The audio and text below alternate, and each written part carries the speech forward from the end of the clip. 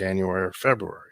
Bob Benish of Aspen Builders, and they've built neighborhoods in and around Lincoln for over 25 years. I think the best time to start designing your new home is the month of January, because get an early start on it. Sit down, the snow's flying. Let's sit around the table. Let's drop some plans. Let's put numbers together. Let's get a budget put together, and let's get that thing started so that the home's done in summer or fall before school starts. So now is really the time to be contacting us to get an appointment to get the job done.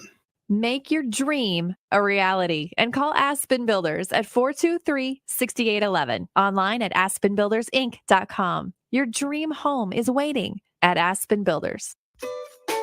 What do you think of when you hear the chocolate season? Artisan chocolates? Of course. They have the best chocolates this side of the Atlantic. Friendly neighborhood coffee shop? Yup, they're that too. A nationally recognized top-tier brunch spot. Waffle weekends, baby. And the place to grab a gift for literally any occasion? Everybody loves chocolate. See for yourself at the Chocolate Season, 40th and Old Cheney, or order ahead online at thechocolateseason.com. Hey guys, Jake Sorensen here from Early Break. The garage door at our house has been needing replacement for a couple years, and a few months ago, we finally did something about it. Steve's Garage Doors and Services was great through the whole process in providing options and also going to the next level to get a door that was approved by our HOA.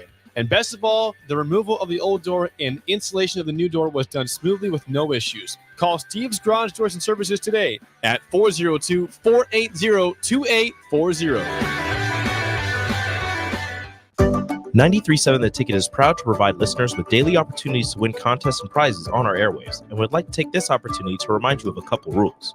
All participants must be 21 or older and must wait 30 days after winning a prize before participating in another contest. Once you win, you have 30 days to pick up your prize at the K&TK Studios, 1040 O Street in Lincoln, or your prize will be forfeited. Thank you for participating in our contest, and thank you for listening to 93.7 The Ticket.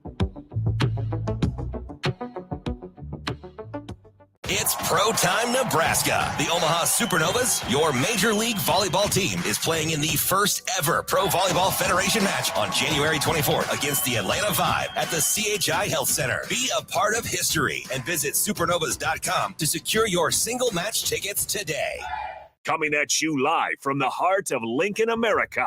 This is Old School, sponsored by the Mercado by Certified Piedmontese. Broadcasting veteran Derek Pearson.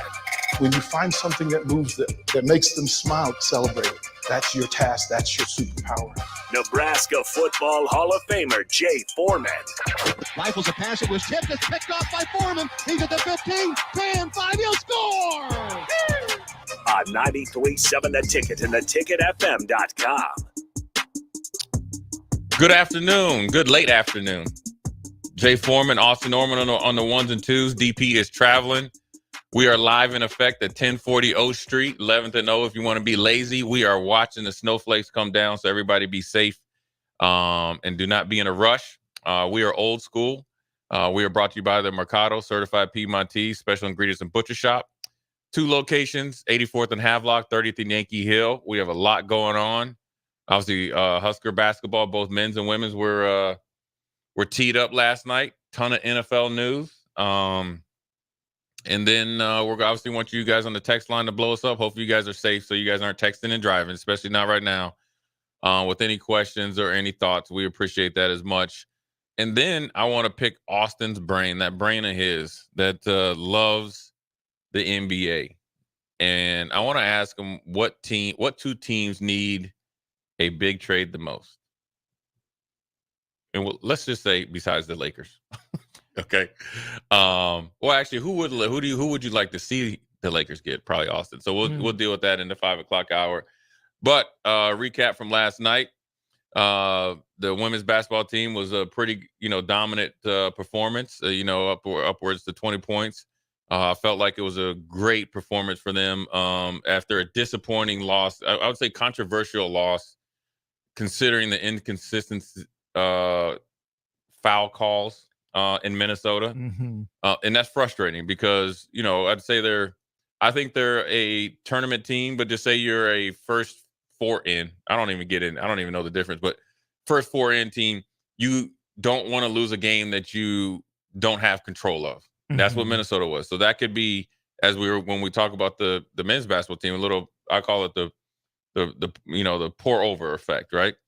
Well, they came back frustrated, went back to the lab. Michigan, even though they're not as good as they were, say 2 or 3 years ago, still a very good basketball team, well coached, and took them to the woodshed. And they played well. They played physical. The defense was good. Rebounding was good. I think the energy, that they played with and consistency is what really helped them. And that I like that because it's a different team where you have the inside outside punch, Jazz Shelley, Markowski. But then you have different players stepping up as like the third option, right? So, the only thing that could hurt Nebraska is like one of the big two, like have a horrible game. I think they have created enough depth through practice, recruiting, development, and all that stuff, and playing time this year, that if they both are steady, Nebraska has a very good chance of winning. Considering, I think, ever since the Indiana game, which obviously, I think Indiana played one of their best games of the year. And they're really good. Anyways. Yeah. So it's like double whammy. Double whammy. I think they've learned and recovered from that game better than I initially thought. Just because you put a lot of mental power into that game.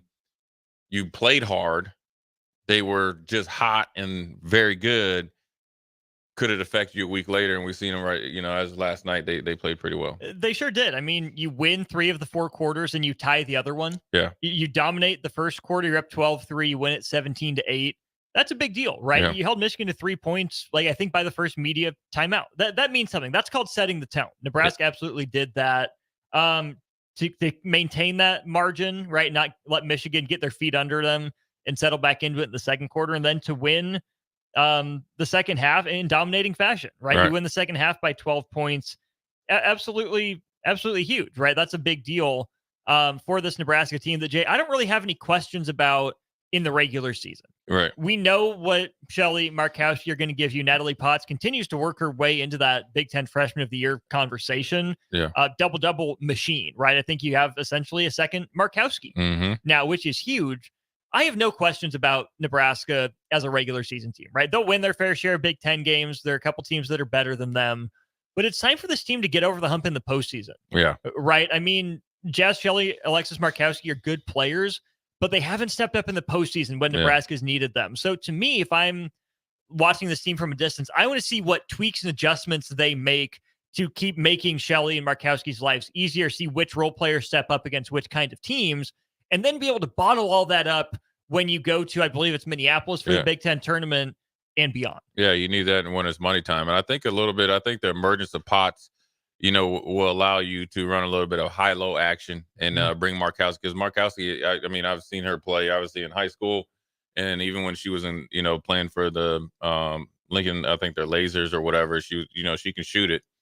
And the reason why I say this is because the emergence of Potts, at least in my opinion, right? Obviously, Amy Williams does a great job, is that if you could bring Markowski out, that's bringing a bigger body out, right? And she can get to the rack, but then it allows Potts more freedom to continue to double.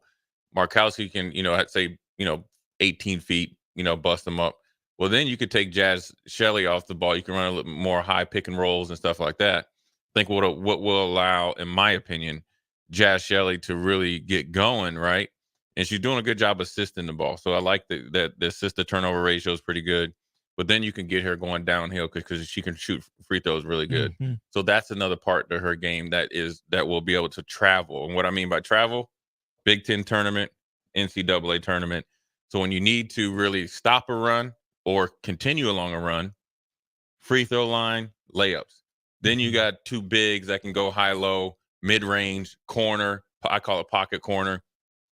That allows everybody else to either drive and dive, kick, and then the defense intensity has been pretty good. So I think if they can kind of work towards that, where they're trying to peak, right, and where you know what you can do now, right? So we can take that every single week, but then pick and choose times where you can add little things into it. So when you have to really put it on display, it's not like, oh, we just drew it up in the huddle, and then now we got to go out here and try to execute it. You want to have both good and bad results. Obviously more good, obviously when you're trying it, that you can go back on. So when you need it, you have the confidence from it and you've learned from it.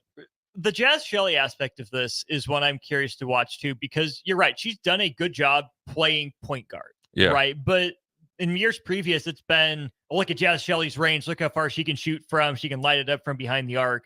That's necessary. But I think Nebraska needs to always work to get her easier looks, right? More feet set rather than off the dribble. But I think we need, at least one big scoring game out of Jazz Shelley per week, right? Because I don't think Jazz Shelley forgets how to score. No. But if she's going to be relied on as a scoring option later in the year, you can't just have her, turn it on in those last couple weeks. Yeah. Because if she's not scoring now, as funny as it sounds, the rest of the team forgets what it's like to play with a scoring Jazz Shelley, right? You need her to hunt her shot, I think, even a little more than she has recently. Now, don't force them, right? But if everyone else can play their role, get Jazz Shelley, 2 or 3 more shots per game, they'll be rewarded with 2 or 3 more shots when defenses focus that attention on Jazz Shelley in crunch time, and it's someone else hitting that key layup. Yeah, I think Potts and Markowski do a really good job of rebounding. Jazz Shelley does a really good job as a rebounding guard.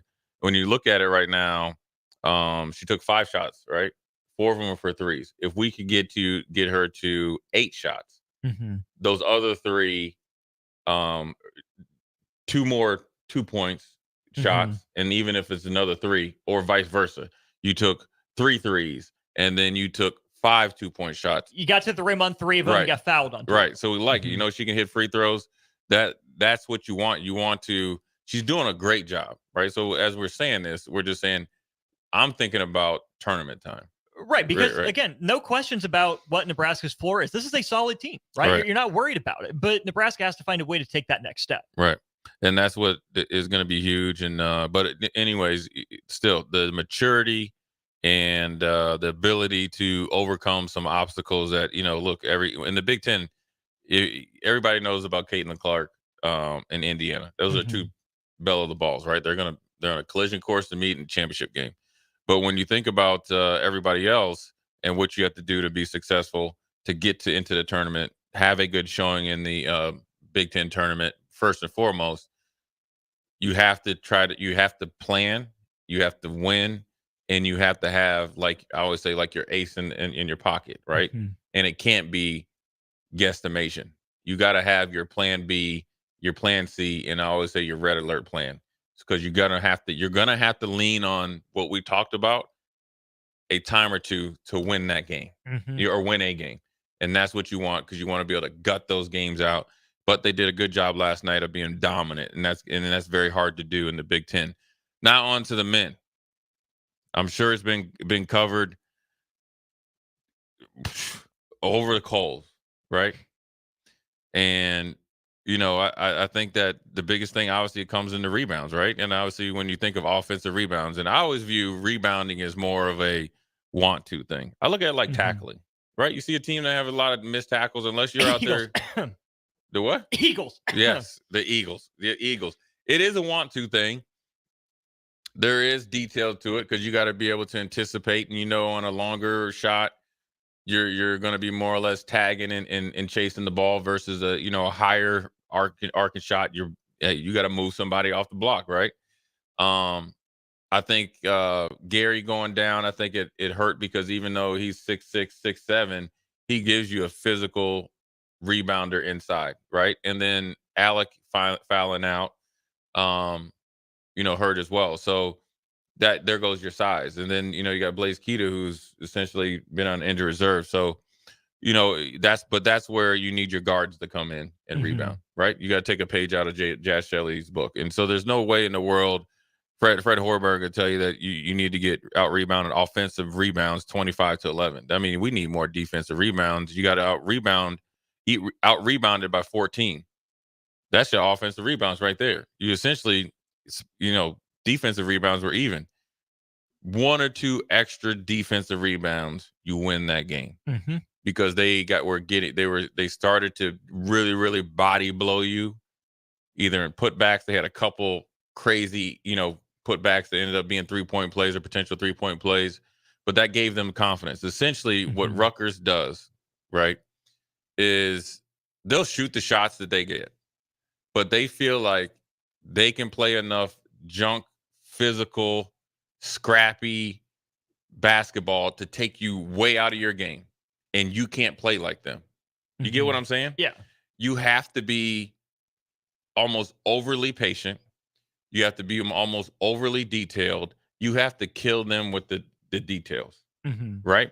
You got to be crisp on your back cuts. You got to be really crisp on your picks.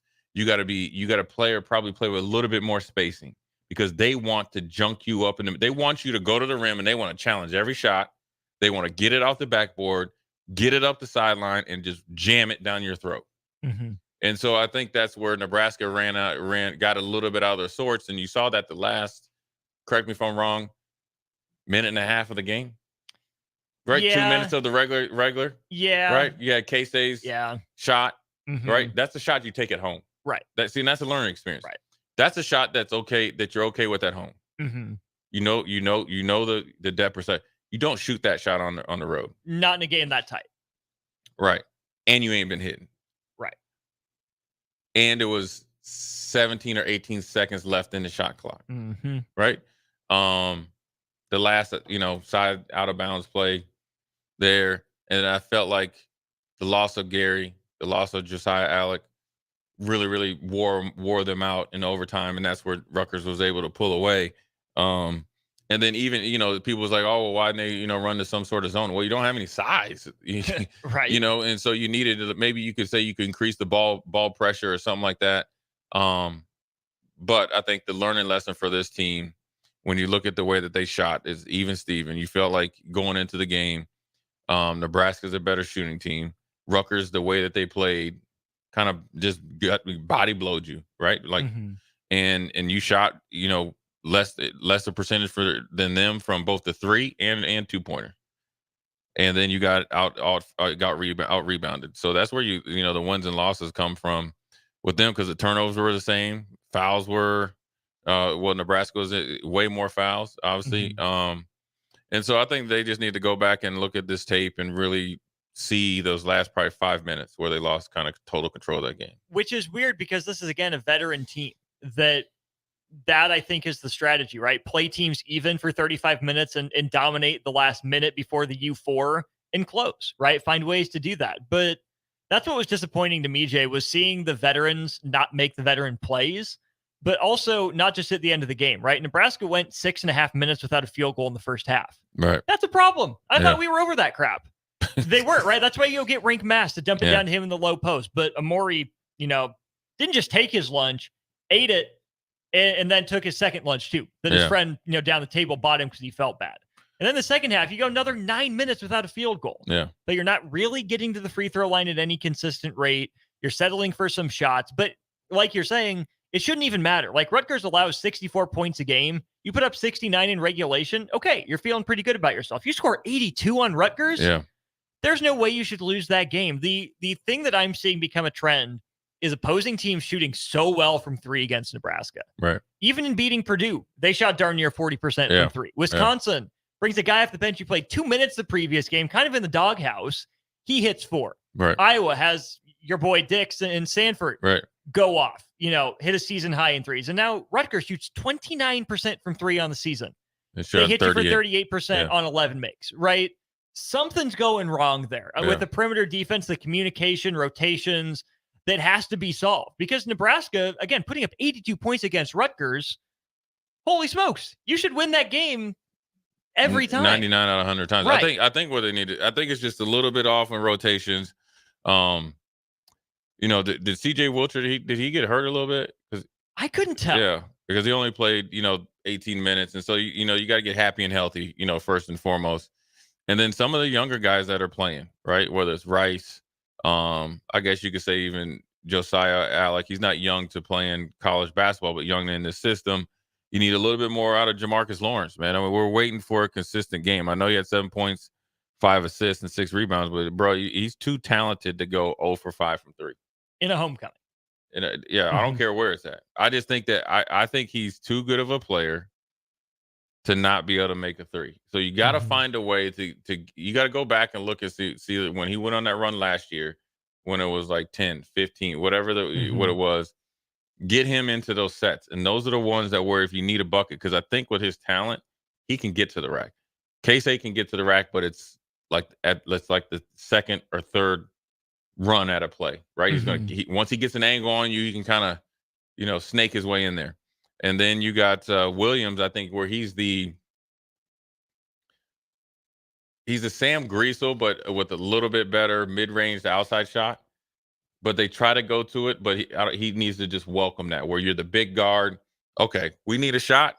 Okay, we're going to run a set, get it to you on the wing, and then we're just going to back you down and with a mismatch. That's where Sam Griesel was so good, where it was a run stopper. Like a team would go on a run, say an 8-2 run. Okay, well, all right, let's get it in there. Let's do it. Look, now granted, you had Derek Walker, and they played well off each other. Rick Mass just had a little bit of off game. It wasn't, on purpose. It wasn't from a lack of effort. Just, hey, look, dude, that's a big dude that you got to deal with. He beat you up, and he was pulling. In this case, we'll do the analogy since we're looking at the snow. He was pulling the sled both ways. It's heavy on defense because that dude wears you out because he leans on you. He's big. He's active. He's kind of like one of those dudes that even if he doesn't get the rebound, he hits you. Right. If you watch him, right? Even like when he got the one foul that he picked up, he missed the shot. He was trying to steal it from one of our guards. He is just a physical, active player. So he's wearing you out on the defensive side. And then offensively, what Rutgers does is they play like this, and then they have you take shots that are the easy. Like the last two games, this is what I've seen from Nebraska, and I'm sure the coaching staff is saying it too, but they're experts, right? This is just my opinion. I feel like a majority of the shots Nebraska has been getting early into the play clock, shots they could get very early. That means one pass shot. I call it very early. Is get over half court, Austin, between the legs, you can get that shot. 7 seconds or less sun stuff. Right.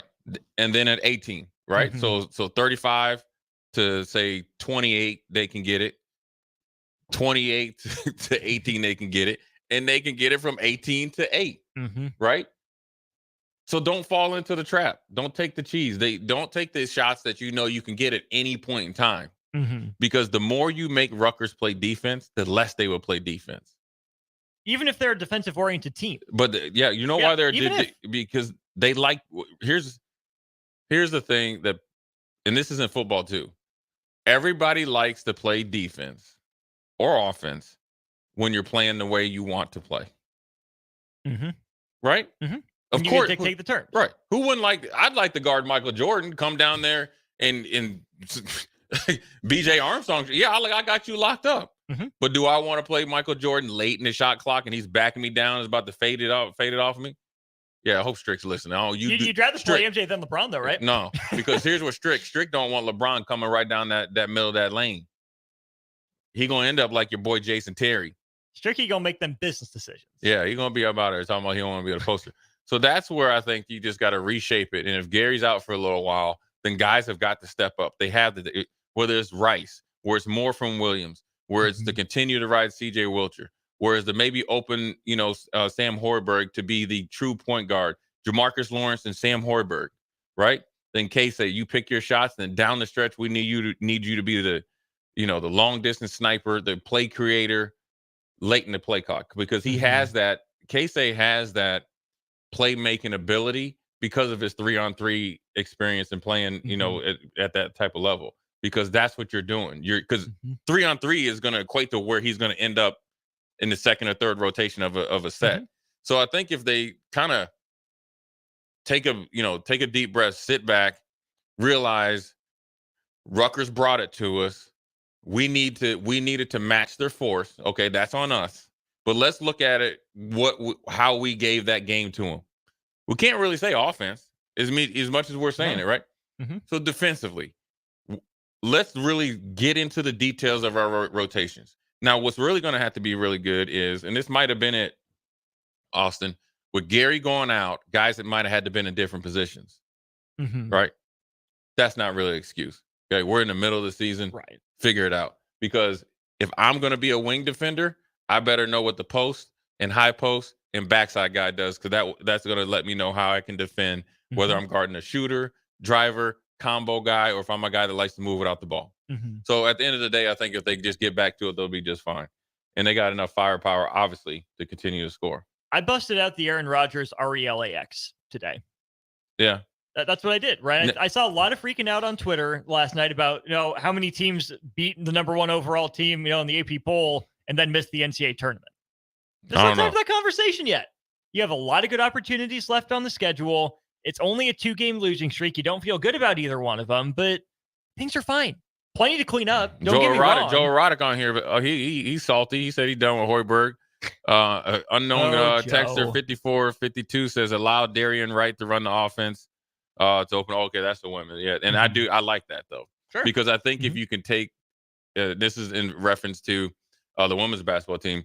If Darian White runs the team, it allows Jazz Shelley to become a little bit, and it gives her a break. Yes. Right. And I think Jazz Shelley is very effective if you don't know where she's at. And that's because now she can, instead of knowing where she's at, she can set it up to get where she wants to go. And that's just like a little thing that you can work on in practice. Also, last unknown texter before we go to a break is 5703 says, I also felt that we sure got a lot of calls against us in the paint playing defense the last half of the second half. That is correct. There was a foul when Rink Mass literally, I think he might have jumped like 2 inches off of there and went straight up. It looked like a predetermined call. And this is what I'll tell you texters out there. And this is nothing against the refs. This is just human nature and how refs ref. A lot of times these refs ref the game as they would like it to be called, as if they were playing. So if you see a ref that's very technical, that's how they like to play. And that's how they're going to ref. If you see a ref that lets it kind of go, then that's what they're used to seeing. So you have to adjust to the refs, but you also have to talk to the refs, not talk at the refs. Have the conversation with them. Your captain. Right. What do you like? Okay. So if I'm a defender, post defender, and we're going against him, I'm trying to just be solid, body him up. What do I need to do to stay out of foul trouble? What do I need to do to get a call? Right. It goes both ways. Yeah. So we shall see. And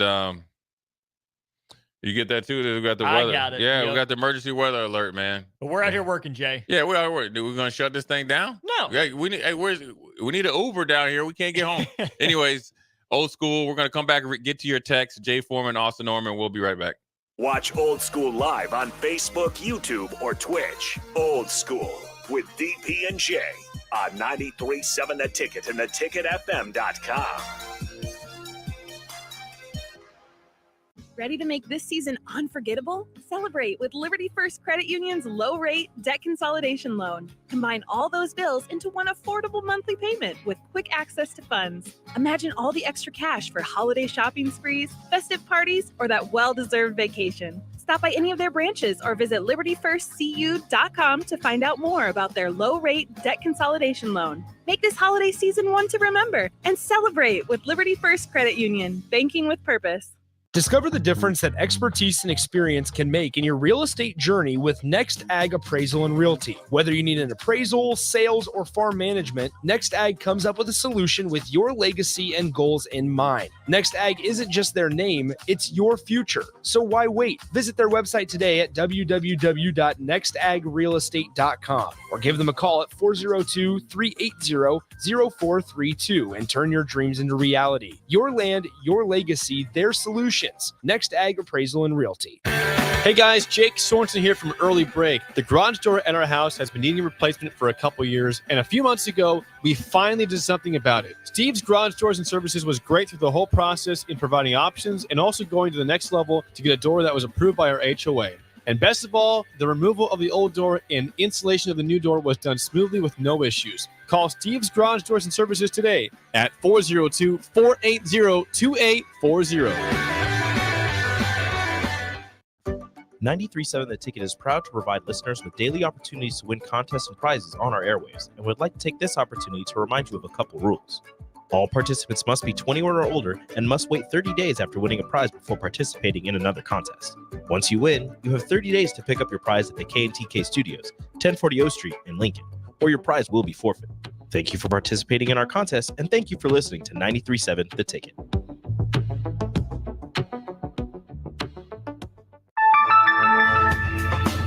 It's phishing season. Bad actors are trolling your business emails, luring you and your employees to take the bait and steal your private information. Make sure your cybersecurity keeps your business from being the catch of the day. At Hamilton, cybersecurity is our business. We are experts at keeping your network and business information secure and off the hook. Contact Hamilton for a vulnerability assessment today. Hire your local experts. Hire Hamilton at hamiltonisbusiness.com. People always ask, what are Jake and Sip like when they're off the air? Well, the answer probably won't surprise you. Hey, Jake, your Honda's looking a little dirty. Says the guy whose license plate is barely visible. I mean, do you even care about that thing anymore? It gets a little uncomfortable. Now, that's when I jump in. Hey, whoa. Mark, did you get a new car? Nope, just took my car down to Nebraska Auto Detail. Joe and the staff made the outside and the inside look amazing. Maybe you guys need to go. Okay, wise guy. Settle down, Jake. Book your appointment today at NebraskaAutoDetail.com.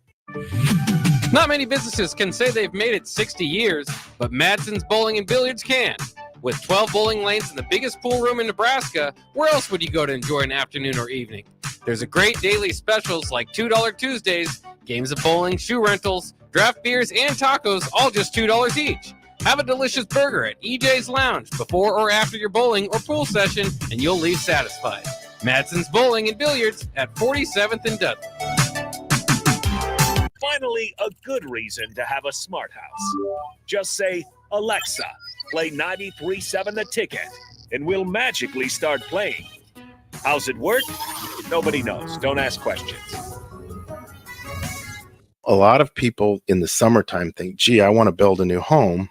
By the time they go through the process of sitting down, getting the permits, and getting the home started, the home isn't done until January or February. Bob Benish of Aspen Builders, and they've built neighborhoods in and around Lincoln for over 25 years. I think the best time to start designing your new home is the month of January, because get an early start on it. Sit down, the snow's flying, let's sit around the table, let's drop some plans, let's put numbers together, let's get a budget put together, and let's get that thing started so that the home's done in summer or fall before school starts. So now is really the time to be contacting us to get an appointment to get the job done. Make your dream a reality and call Aspen Builders at 423-6811. Online at aspenbuildersinc.com. Your dream home is waiting at Aspen Builders. On the Block with Strick and Austin. If Ewers throws that ball to the front pylon, Texas might have tied that game up and had a chance to win it. That moment right there, it's one of those moments that every young man dreams about. There's two outcomes in that moment. You're a gamer or you tense up. You're a gamer, you're a goner. Or you're a goner. Weekdays from 2 to 4 on 93.7 The Ticket and theticketfm.com. It's Pro Time Nebraska. The Omaha Supernovas, your Major League Volleyball team, is playing in the first ever Pro Volleyball Federation match on January 24th against the Atlanta Vibe at the CHI Health Center. Be a part of history and visit supernovas.com to secure your single match tickets today. Back to old school with DP and J on 93.7 The Ticket and theticketfm.com. Old school Jay Foreman and Austin today on a Winter Mix Thursday. We appreciate you guys texting in. Unknown caller or unknown texter. Northwestern will be a big game. Quality win. At home against a good opponent. That is true. Northwestern finds a way. They got my man Boo Boo. He has one of the best names ever. Boo Booey? Yeah. But he's tough too. He's a really good guard. So, and they're well coached. NCAA tournament team, won a game last year. Give it up to, Coach Collins, obviously, coming from Duke, has brought that Coach K type of mentality. And the one thing I will say about Collins as a coach, taking that Northwestern job when he did seemed like, all right, if you want to be a head coach, here's the worst of the worst. No complaints, consistent builder of the program. and now he has them really playing good basketball, and he can go recruit anybody now. Oh yeah, without a doubt he can. Yeah, and they're going to be they're good, and they're tough. Mhm. They're a veteran team, well coached, but I think Nebraska has the kryptonite for him as well. You sure hope so. My question with that is, I mean, Northwestern being in Chicago, Evanston, DePaul sucks. Yeah. DePaul is so bad, and that job has not been a good one for a while. Like, Since there's Mark got to be Aguirre was there. literally. That's Yeah. the last time they were any good. Like, Yeah. there's got to be a Chris Collins out there for DePaul, right? You got to find it. And in those schools, a lot like football, right? You got to like find the coach that's willing to go there, build the program, has enough energy, and is I call it a multi-level coach. And that's how, right? You say, like, if it was me, right? Not me personally, but just a defensive guy. One, I can coach defense. There's somebody I can turn over in defense. I know enough about offense that I go and pick a really good offensive coordinator that I know that will give defenses problems. Then obviously you got to recruit and all that stuff. And also not get the big head where you just have a little bit of success and you're out of there.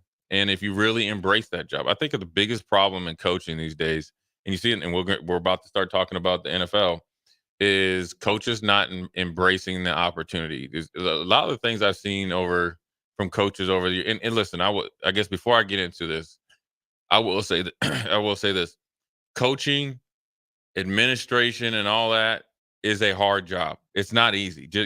They get fat paychecks. They work hard too. Most of them, right? But what I also know is it's the weird kind of mindset with coaches. Is you talk to a lot of coaches, they complain about the work, they complain about their job, but then they don't want anybody else to come in and help them do their job. It's the weirdest thing ever, right? Like, I hate my job. This and this. You need some help? No. You can't do this. Well, you obviously can't either, right? And so I think that's when you think about basketball thing, when you think about football as well, you have to embrace the job. I mean, listen, the one thing I learned from Jerry Burns, who's godparent to me, he was really good to my dad. Big shout out to my dad. He got some love for Governor Walz up in Minnesota.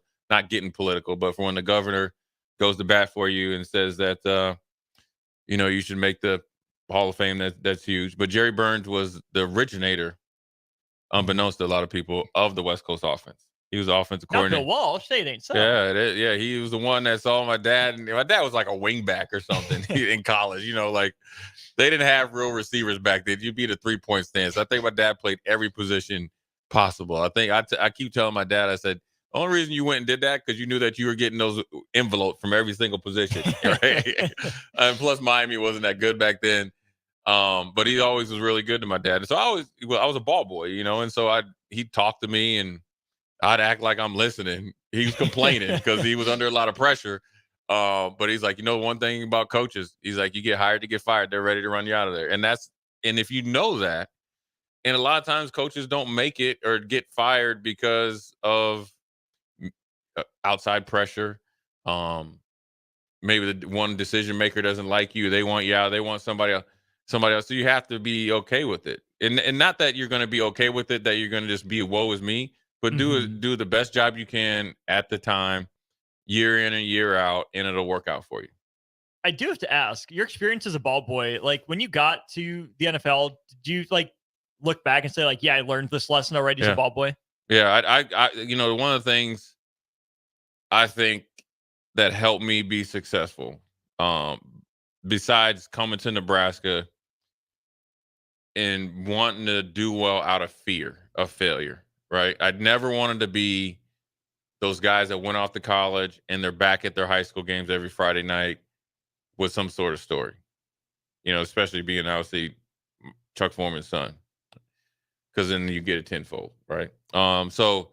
But being a ball boy and then growing up and I guess the dinner table talk with not only my dad, but my uncles and stuff like that, and meeting a lot of people that were just family friends and stuff like that. So the moment meeting, that was never too big, right? So like from like Mr. T, right? My dad knows Mr. T. He came over, you know what I mean? Like he would be over. Some other people like Roy Firestone, right? He was on ESPN very early. the media business, know him very well. And I, talk about when I was a young kid, one of the most influential times was, I'll get into the ball boy, was when I was able to, my dad was retired. Jim Kelly was having his golf tournament out in Buffalo. He brought me with. I was of age to where I, when they had stuff to do, I could just stay at the hotel. And I was in a limo with, and I'll never forget this, man. It was Bubby Brister, who we talked about yesterday. And he was the funniest one because he had the biggest dip I ever seen. And I'd never seen dip before, but he had a dip in there. Dan Marino, who had another dip at midsize. John Elway, Jim Kelly, myself. My dad was like, threw me in there so I could get the experience. And he rode another, car. And then like Boomer Esiason was in those guys were gracious to me. They were all kind of together, kind of, hamming it up. And they were all the best at their position at that time. And so that was so getting to college and seeing all that stuff, being around big name people wasn't that big a deal. Now, as far as being a ball boy, when I got to the college or the pros, it was, I wouldn't say I already seen it before, but I'd seen it all though. Because here's what I used to do as a boy. You want to hear what I used to do as a ball boy? We need to know. Yeah. So this is probably your clip, right? So here's how I figured out how to hustle a little bit, right? Hustling Jay Foreman. Oh, yeah. Okay. And I will tell you this. I learned it from my man Erskine McDaniels, right? That's almost as good as Willie Ray Robinson. Yeah, but Erskine's a good dude, man. He's a good brother. He lives in Houston now. So it was me and Erskine the first time. Well, we were the one that were close. There was a couple guys. Me and Erskine were kicking. He was older, right? So I was like, "Dang, man, you always, because they paid us a little bit, but it was more or less room and board experience. We got to be on the sidelines for the games. That was cool, man. I mean, it was a summer job. We got paid now. I mean, but it was more or less, it was a lot of hard work. It's early mornings, late nights. And Dennis Ryan, who's still there, is one of the best human beings on the face of this earth. And so he showed us, he's like, look, you guys are going to have fun, but you're going to work. And so we get up at 6 a.m. Actually probably about 5 a.m, 5:30. We'd have to be, and the one thing I always did is I wanted to stay out of the players' way, right? Because they're grumpy in the morning, So we'd go down to the training table, scarf down some food, walk up the block. We were in Mankato, walk up, and lay out all the, they used to have these like laundry bags, mesh bags, and just over with their socks and jocks or, undershirts or whatever. And then that was it. And then we go out and set up the field. Well, Erskine was slick. So, and he had been there a year before. So what he did was, especially when we had pads, they were being pads, that guys would pay him to put their pads in their their pants and all this other stuff and put it on their, just save them time. And as when I got a pro, I understood it. They pay you at the end of training camp. So he put me on game like the last 2 weeks.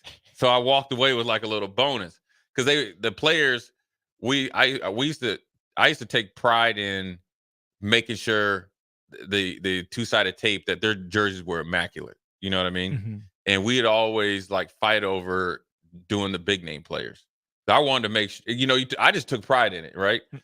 And so, as soon as practice is over, we're cleaning up, you're dealing with, you're in there, like you got the gloves on. It ain't a pretty job, man. You know what Players I'm saying? are grumpy after a long practice too. Yeah, it's just not, you're seeing stuff, it's dirty jocks, dirty draws. It ain't fun, but you got to do what you got to do. And then we would sanitize the place. And then we'd set up practice for whatever they had, if they had a practice or walkthrough, and then we'd be able to eat in between. Well, Erskine would get done and be up there, and he had a TV and stuff like that. So what I used to do, because Floyd Peters was the D-line coach. That's it. Floyd Peters was the D-line coach.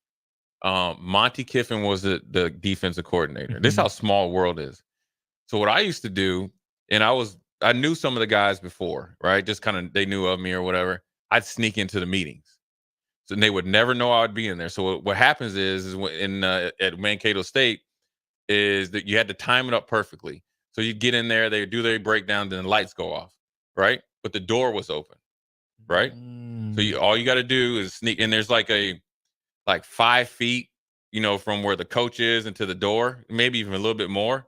So if you just come in there, tiptoe burglar, no big deal. I'd be up to like midnight or whenever they were watching tape.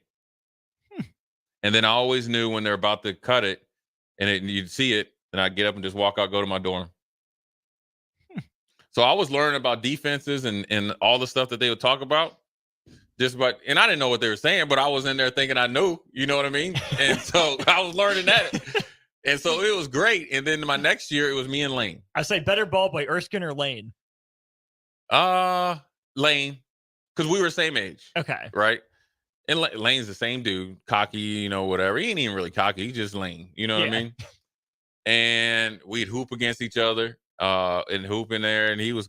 I like Lane. I never had a problem with him. And so we got in there and we both kind of divvied it up. Boy, we thought we made some money, right? And we did make some cash. And so we did that. And then, but what it taught me was I got to see how to work, what it meant, what the coaches, what goes into being a coach, how it all kind of comes together, where you see I guess a good analogy is you see when we used to go to the Metrodome, the field would be blank. And then you see, they would do the numbers and all that. Then we'd have to put the cones up and the pylons up. And then we'd have to have the kickers' balls and the regular balls. And, I won't say names, but I will tell you, Deflategate was not new. Because I will tell you, every quarterback that I worked with on both sides, both teams, they would come to us as the home team ball boys. They would tell you, this is what we like. The PSI or whatever of the footballs. Make it happen. Yeah. And then some quarterbacks wanted you to take some Brillo pads to be more tactful, stuff like that. There's all types of tricks that you should do. Here's my best training camp story, and you can clip this, is it was a hot practice. And they were going to, I want to say they were in a squad scrimmage against the Chiefs. I think so. Because the first year they were in Mankato. Next year we went to wherever the heck they were in the middle of nowhere. Heated practice, competitive, right? So I'm up there cheering. I'm up there thinking like I'm in there, like kill them. You know what I'm saying? They just up there practicing. Well, Floyd Peters ran hot like Coach McBride. Tough. He always kind of had like, I don't know. He got the old like number one, barely any, like he had a flat top, but it's barely any hair on there. High and tight, tough dude. He must have been an old military dude. We had a good defensive line. We had Keith Millard, Henry Williams, we call him Hank, or Chris Dolman, Al Noga. So Keith Millard was the dude, right? It's kind of like Jason Peter here. I mean, he was athletic, played at Washington State, great dude. And he must have had a bad practice, or Floyd kicked him out of practice. Oh, yeah. And Keith was funny because you'd always see him late for curfew. Right, I always see him running down there. And one time I gave him a ride on my scooter. Well, anyways, he got kicked out of practice. So in order to get ahead of cleaning up the stuff, one would go in early. Keith came in that back, and I was glad I was in the one part of the locker room. He was in there cussing up a storm, blah blah blah. And then the next thing you know, he must have took his helmet, and he was mad at Floyd and just smashed. It wasn't even Gatorade. It was like the first like electrolyte drink. You know what I mean? Strix Haterade. Yeah, it was. Yeah, 4 gallons of Strix Haterade, and it was it was everywhere. And I was like, oh crap. First of all, he mad, right? So I'm just staying in there, I'm shaking and stuff.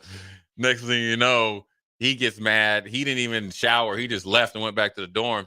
Well, Floyd Peters comes in here looking for him because he had heard that he, busted up the stuff. And I'm talking about the whole place was silent. And I was over there scared. And he asked me if I seen him. I was like, I ain't seen nobody. I was like, I was in the bathroom when I seen him. And that was the first time I ever seen somebody like lose it at practice, and a coach and a player going at it. It was a good experience. A lot of that stuff was fun, man. And so then when I got to college, I knew what to do to compete. I just wasn't good enough yet. And so I kind of knew like what I needed to do, but I was very blessed to see that. And it helped propel me to, I'd like to think it had a big influence in all those. I mean, I saw Chris Carter right after the Vikings got him for $1 in a trade, Anthony Carter, who probably was better than Chris Carter. borderline Hall of Fame. I seen him. He's great. Hassan Jones is great. All those guys. Steve Jordan, who's Cam Jordan's dad. Mm-hmm. He gave me here's another funny story. Actually, you know what? We'll go to break. I'm going to tell you the story about Steve Jordan because this has to do with the slew-footed, right? So Steve Jordan, who's Cam Jordan's dad, he's in the Ring of Fame at the Vikings, was a tight end from Brown University. Brown also, what he used to do to me when how he was a big influence on me. So we're going to take a quick break, come back. Jay Foreman, Austin Norman, Old School. We'll be right back. You're listening to Old School with DP and J. Download the mobile app and listen wherever you are on 93.7 The Ticket and theticketfm.com. Discover the difference that expertise and experience can make in your real estate journey with Next Ag Appraisal and Realty. Whether you need an appraisal, sales, or farm management, Next Ag comes up with a solution with your legacy and goals in mind. Next Ag isn't just their name, it's your future. So why wait? Visit their website today at www.nextagrealestate.com or give them a call at 402-380-0432 and turn your dreams into reality. Your land, your legacy, their solution. Next Ag Appraisal and Realty. Rashawn Jackson here for Bauer Underground, who has been serving local contractors and utility contractors all across the state since 1997. When you see the black and white trucks, you know the baddest dudes in the business have arrived. Bauer is currently looking for equipment operators, laborers, diesel mechanics, and aerial linemen. Join the brotherhood built on hard work, authentic people, and pedigree of success. Bauer, a family-friendly company who reminds you, go Big Red! 93.7 The Ticket is proud to provide listeners with daily opportunities to win contests and prizes on our airwaves, and would like to take this opportunity to remind you of a couple rules. All participants must be 21 or older and must wait 30 days after winning a prize before participating in another contest. Once you win, you have 30 days to pick up your prize at the K&TK Studios, 1040 O Street in Lincoln, or your prize will be forfeit. Thank you for participating in our contest, and thank you for listening to 93.7 The Ticket. My dream was to work in commercial banking, but it required a college degree and I didn't have one. I found out that Doane had classes for adult learners on the Lincoln campus and online. So I earned my bachelor's degree, and 5 months later, I landed my dream job. I decided to continue my education, and now I'm working on my MBA at Doane. For me, the Doane experience has been life-changing. It's phishing season. Bad actors are trolling your business emails, luring you and your employees to take the bait and steal your private information. Make sure your cybersecurity keeps your business from being the catch of the day. At Hamilton, cybersecurity is our business. We are experts at keeping your network and business information secure and off the hook. Contact Hamilton for a vulnerability assessment today. Hire your local experts. Hire Hamilton at hamiltonisbusiness.com. Attention all Wings fans. 89-cent wings are back on Tuesdays at Buffalo Wings and Rings in Lincoln. Enjoy the best wings in town for boneless or traditional at a price that makes the whole family happy. And now at the Williamsburg Village Wings and Rings, you can enjoy $1.50 tall boys in Bud Light, Coors Light, Busch Light, and Michelob Ultra every day after 7 p.m. and all day on Sundays. Get to Wings and Rings today and make sure to stop by on Tuesdays for 89-cent wings. Hey guys, Jake Sorensen here from Early Break. The garage door at our house has been needing replacement for a couple years, and a few months ago, we finally did something about it. Steve's Garage Doors and Services was great through the whole process in providing options and also going to the next level to get a door that was approved by our HOA. And best of all, the removal of the old door and installation of the new door was done smoothly with no issues. Call Steve's Garage Doors and Services today at 402-480-2840. Ready to make this season unforgettable? Celebrate with Liberty First Credit Union's low-rate debt consolidation loan. Combine all those bills into one affordable monthly payment with quick access to funds. Imagine all the extra cash for holiday shopping sprees, festive parties, or that well-deserved vacation. Stop by any of their branches or visit libertyfirstcu.com to find out more about their low-rate debt consolidation loan. Make this holiday season one to remember and celebrate with Liberty First Credit Union, banking with purpose. Not many businesses can say they've made it 60 years, but Madsen's Bowling and Billiards can. With 12 bowling lanes and the biggest pool room in Nebraska, where else would you go to enjoy an afternoon or evening? There's a great daily specials like $2 Tuesdays, games of bowling, shoe rentals, draft beers, and tacos, all just $2 each. Have a delicious burger at EJ's Lounge before or after your bowling or pool session, and you'll leave satisfied. Madsen's Bowling and Billiards at 47th and Dudley. It's Pro Time Nebraska. The Omaha Supernovas, your Major League Volleyball team, is playing in the first ever Pro Volleyball Federation match on January 24th against the Atlanta Vibe at the CHI Health Center. Be a part of history and visit supernovas.com to secure your single match tickets today. Back to Old School with DP and J on 93.7 The Ticket and theticketfm.com.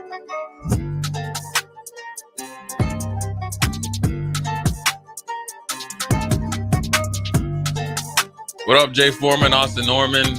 We are keeping an alert. They have extended the winter weather advisory emergency alert to 6 o'clock.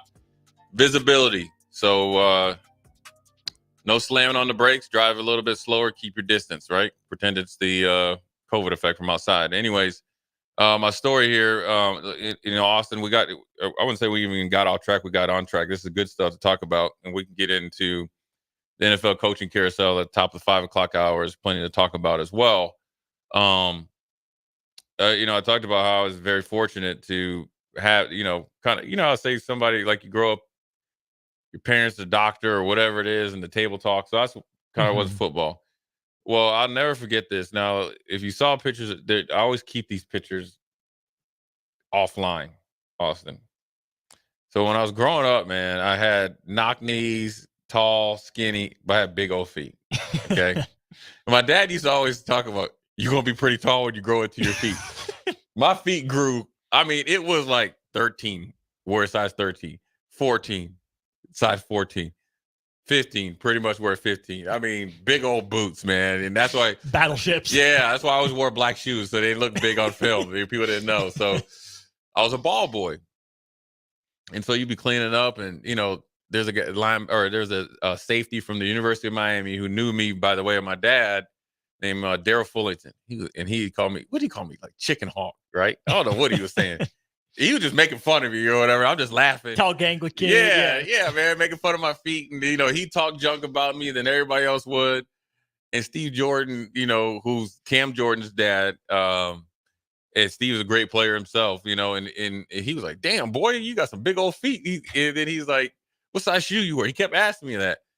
And he's like, you play football? I'm like, yeah. And I was like, he's like, what position you play? I was like, I play, play running back, this. He's like, yeah. He's like, I bet you can't get no, shoes, because I couldn't. Mm-hmm. What I used to have to do, I used to have to order my shoes early from East Bay magazine. Mm-hmm. And so I was picking shoes off of like, and let me tell you something. It was slim pickings, right? Because big feet weren't, wasn't a lot of shoes that would fit. And then sometimes you'd be out there with jacked up looking colors because we were red and black. I would have some, but I had to take what I had to take. The green and purple cleats. Right. Yeah. And besides because I took care of Steve's pads and stuff. And so he gave me a little change or whatever. But besides that, one of the best things he ever did and I never forgot this. And as a matter of fact, I brought these shoes when I came to Nebraska. I think he was sponsored by Nike, and he gave me 6 or 7 pairs of shoes. Now he gave me a pair of basketball shoes because that's what they kind of would train in. He gave me a pair of turf shoes because he's like, you play on turf? I'm like, yeah, I'm taking everything, right? And then he gave me like 2 or 3 pairs of cleats, like one screw-in studs, one of the moldeds or whatever. Mm-hmm. And I never forgot that. You know what I'm saying? Mm-hmm. Because he didn't have to do it, right? And he probably, look, man, he could be locked in what he's needed to do, and he looked out for me, man. And I never forgot it. And the crazy thing about it, when the Super Bowl was up in Minnesota, oddly enough, me and my dad did an appearance, ice fishing appearance. So we go. You got out and ice fished? Yeah, it was actually a good experience. Now, listen, Austin. Now, ice fishing, when I grew up, when they'd be out there with the tents in the radio, I would never do that, right? Because I was too scared I'd fall in. Oh, yeah. The way it worked, so we went there. It was me, my dad, Steve Jordan, Darren Nelson in our group, right? So we got to this lodge. It was great. They fed us and, we did everything. So you get on this big old like snowmobile, which is like a bus. They take you out there, and it was like all these different types of like ice houses, like this size, with 2 rooms or whatever. We walk in there, and it was like a little like community out there, because they would be out there, and you go and you knock, you kind of do the dog and pony show, and they had cable in there and everything. It was nice and warm in there. We were, so we were out there, and then I ran into Steve, and we picked up right where we left off. It was the coolest thing ever. Now I didn't ice fish like I'm thinking about, but ice fishing isn't like what you're thinking. I need to see you drilling with the auger. That's what I need to here's see. the thing. So I was like, well, you walk in there, and you're like, where's the pole and stuff? So what it is it's like you drill a hole. It's all computerized, and you just flip it up, and the hole's there, and you just got once you put your rod there, put your bait down there, and they have a computer screen. So once you get a hit, off goes the alarm. Dang. So there's no like actively fishing and stuff, but is there such a thing as active fishing though? When you're regular fishing, yeah, you got to know what you're doing. I like to fish. You got to know what you're doing if you're fishing, but that was luxury. That was luxury. It was, guys would say they were going out there for like weeks on end. I was like, yeah, bro, you must not want to go home. And first thing I'm thinking, where are you showering at? Because ain't no shower in here. Well, they go shower at the lodge. So yeah, that was it. Good experience. But we're going to take a quick break, come back at the top of the hour, talk about the rehiring of Mike McCarthy, Mike Tomlin, Dennis Allen, and the possibilities by Monday. Bill Belichick down in hot Atlanta. What is going on in the NFL for Bill Belichick? Never would have thought he'd be down in hot Atlanta, but I think there's a sneaky reason why it will work. Jay Foreman, Austin Norman, we'll be right back.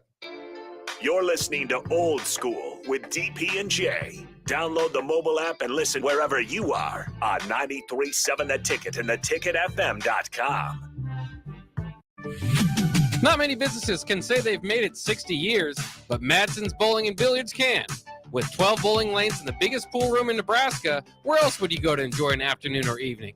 There's a great daily specials like $2 Tuesdays, games of bowling, shoe rentals, draft beers, and tacos, all just $2 each. Have a delicious burger at EJ's Lounge before or after your bowling or pool session, and you'll leave satisfied. Madsen's Bowling and Billiards at 47th and Dudley. Finally, a good reason to have a smart house. Just say, Alexa, play 93.7 The Ticket, and we'll magically start playing. How's it work? Nobody knows. Don't ask questions. This is Lincoln's home for sports talk on the FM dial. Also online at theticketfm.com. On the internet. KNTK FM Firth, 93.7 The Ticket. If you're not going to Memorial Stadium for a home game and don't have any travel plans for away games, there's a great place in Omaha to catch the action, the Inner Rail Food Hall. There's plenty of space. The Backstretch Bar has amazing game specials on game days. $15 Blue Moon and Bud Light pitchers, $6 margaritas, and $6 Moscow Mules. And if you're hungry, take in some of their great options from their game day pizza specials. Do football game day right in the Inner Rail Food Hall in Exarban Village in Omaha. A lot of people in the summertime think, gee, I want to build a new home. By the time they go through the process of sitting down, getting the permits, and getting the home started, the home isn't done until January or February. Bob Benish of Aspen Builders, and they've built neighborhoods in and around Lincoln for over 25 years. I think the best time to start designing your new home is the month of January, because get an early start on it. Sit down, the snow's flying. Let's sit around the table. Let's drop some plans. Let's put numbers together. Let's get a budget put together, and let's get that thing started so that the home's done in summer or fall before school starts. So now is really the time to be contacting us to get an appointment to get the job done. Make your dream a reality and call Aspen Builders at 423-6811. Online at aspenbuildersinc.com. Your dream home is waiting at Aspen Builders. Golfing in 72 degrees and perfect conditions in Nebraska doesn't seem possible in the winter, but it is. Double Eagle Golf is your escape from the bone-chilling cold outside and a reason to keep your clubs out year-round. Book a bay with some friends for a weekend or come by for golf and happy hour on a weekday. Spring leagues begin in February. Get signed up today. That's all at Double Eagle Golf inside the Kinetic Sports Complex at West O Street. Online at doubleeagle.golf. If your home heating system is making strange noises or just doesn't work like it should, call your friends at Bryant Air Conditioning and Heating. Sign up for Bryant's exclusive ESP service protection plan. You'll get twice annual complete and thorough service on all brands, and you'll never pay overtime charges on evenings, weekends, or holidays. Schedule your heating check today and ask about Bryant's ESP plan to save money. Call 467-1111 or go to BryantLincoln.com. Bryant Air Conditioning, Heating, Electrical, and Plumbing. We do whatever it takes. People always ask, what are Jake and Zip like when they're off the air? Well, the answer probably won't surprise you. Hey, Jake, your Honda's looking a little dirty. Says the guy whose license plate is barely visible. I mean, do you even care about that thing anymore? It gets a little uncomfortable. Now, that's when I jump in. Hey, whoa. Mark, did you get a new car? Nope, just took my car down to Nebraska Auto Detail. Joe and the staff made the outside and the inside look amazing. Maybe you guys need to go. Okay, wise guy. Settle down, Jake. Book your appointment today at NebraskaAutoDetail.com. It's fishing season. Bad actors are trolling your business emails, luring you and your employees to take the bait and steal your private information. Make sure your cybersecurity keeps your business from being the catch of the day. At Hamilton, cybersecurity is our business. We are experts at keeping your network and business information secure and off the hook. Contact Hamilton for a vulnerability assessment today. Hire your local experts. Hire Hamilton at hamiltonisbusiness.com. Early break with Sip and Jake. So he can maybe run. So like speed option, those things. All you want to do. Speed. I can't see much. It's also. Oh, it's you. Uh-oh. Look what you did. Look what you did. Look at Bill. Down. Come on Just now. calm down. I don't say anything about semicolons or should there be a Word parentheses or Too many commas over there. Too many, Come on. run-on sentences. Don't talk about that. It's not my wheelhouse. Early break with Sip and Jake from 6 to 8 every weekday morning. Coming at you live from the heart of Lincoln, America. This is Old School. Sponsored by the Mercado by Certified Piedmontese. Broadcasting veteran Derek Pearson. When you find something that moves that makes them smile, celebrate it. That's your task. That's your superpower. Nebraska Football Hall of Famer Jay Foreman. Rifles a pass. It was tipped. It's picked off by Foreman. He's at the 15, 10, 5. He'll score! On 93.7 The Ticket and theticketfm.com. What up, Jay Foreman, Austin Norman, Old School, 5 o'clock hour. I guess the winter advisory is only for one more hour. It looks like that snow ain't going to be stopping no time soon. So we are brought to you by the Mercado Certified Piedmontese Special Ingredients and Butcher Shop, 84th and Havelock, 30th and Yankee Hill. On to the NFL news. Austin. Bigger surprise. I wouldn't even ask you that. I'll rephrase it. How surprised were you on a scale of 1 to 7 that Jerry Jones, just 2 days after, not even 48 hours, so that means his mind was made up, that he chose to keep Mike McCarthy, knowing the candidates that he could possibly get and the situation that Dallas is in and the potential where they could go? 5. Strong. And yes. moving upwards. Right. Yes. Very much moving upwards. Right. I think all the conversation was there's so much pressure. Jerry wants to win now. McCarthy's had his couple chances with good rosters. Right. And it's going to be time for something new. Right. I was a little bit surprised that this was the time that the Jerry Jones decided to show some patience.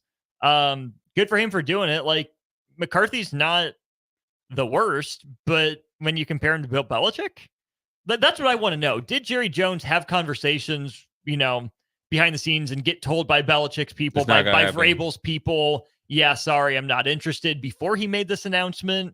Or did he not even have those conversations and say, yep, Mike McCarthy's my guy? Because that would frame how I view that decision. Yeah, and it's interesting because Mike McCarthy has 1 year left on his contract. So now that lets you know that you're going to have to extend him. Right? You're not keeping a lame duck around. Or you're going to be firing him. What's going to be the metrics that he has to hit not to be fired? Just don't write him down, Mike. Don't write him down. Yeah. Right. By the bye week. Right. Yeah. I mean, so for Jerry Jones, yeah, you showed patience. You showed confidence. You showed, I guess, another version of yourself that you're willing to be more patient and you see some good things and must have saw improvement. Obviously, you won the NFC East, and thinking the next step is probably, to legitimately get into the NFC Championship.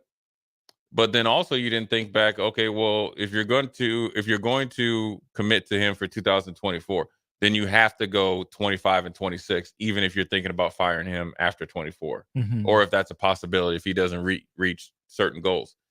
Because if I'm Mike McCarthy, okay, you've already shown that you want me back. So forget what just happened. I won 36 games. You want me back at whatever you're going to be paying me in 2024.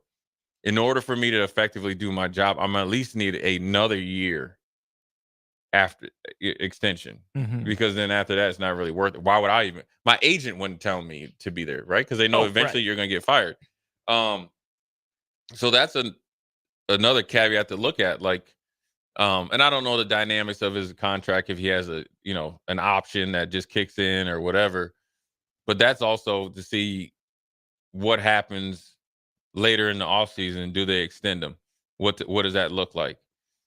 Because you're not getting this pool of coaches that can take Dallas potentially, I guess, more guaranteed, especially with Belichick for sure.